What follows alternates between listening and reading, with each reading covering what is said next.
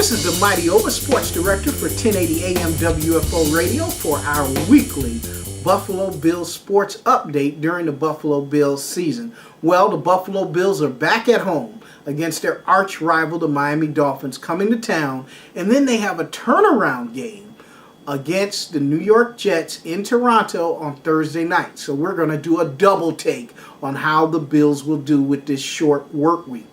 Well, first the Dolphins. The Buffalo Bills are sadly very much so undermanned. The effort is going to be there, and I believe that they will have enough effort to win these two division games and give a little spark to the possibility of Perry Fewell being the next head coach. I said a spark, not saying that he's going to be the next head coach, but a spark at how he's gotten this team to work in a different manner since Dick Jauron was dismissed. This team has not been working right under Dick Jauron. It has been found out that they only put on pads once a week, and that is totally unacceptable for an NFL pro team. Dick Jauron rarely practiced outside in 4 years. This is a tragedy. This is why this organization needs to be blown up. And Russ Brandon, though he is leading the search to find a new coach for this team, he's part of the problem. Ralph Wilson, when are you going to realize you need to hire a football guy? Hire a football guy first before you go out and hire a $10 million head coach. If you hire someone that is going to bring in the right personnel and the right people to run this organization, you don't have to go out and hire a $10 million coach and give him the keys to the kitchen. You don't have to do that. You had your most success when you addressed your organizational model first.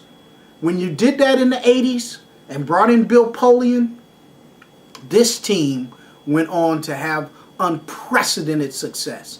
The only thing it did not do was win the Super Bowl. But you went there 4 years in a row, which no team has ever done and possibly will never, ever do. That is because of the organization. Not because of the coach, but the organizational model of the Buffalo Bills has to be addressed first. Not this head coach, $10 million, part ownership of the team. You can do that, but let the football guy that you hire to revamp your organization and get this organization running like a well-oiled machine. You see that in Pittsburgh. You see that in New England. You see that with teams that continuously are competitive year in and year out. Even if they're not winning Super Bowls every year, you notice that Pittsburgh Steelers are continuously competitive no matter who the head coach is. And that's because of the organization.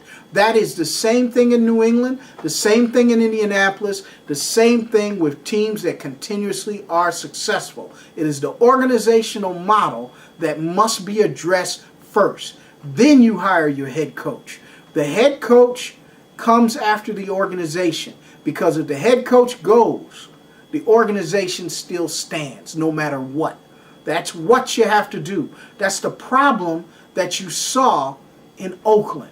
Look at what happened to the Raiders after they let go of Jon Gruden. Yes, the personnel was there to get you back to a Super Bowl the year after you left. You went to the Super Bowl, got terribly embarrassed by Jon Gruden, who knew all your plays that you didn't bother to change. And then the model, the organization, started to fall apart after Jon Gruden left. Take it from past experience, Ralph Wilson. Address your organization first with a football guy who will bring in the right model to run a successful franchise like Bill Polian did for you before. And then hire a head coach that you don't have to give the kitchen sink to. This is the Mighty Oba. The Buffalo Bills will win these two games, Miami and the Jets. We'll see you next week after hopefully 2 Bills wins in a row.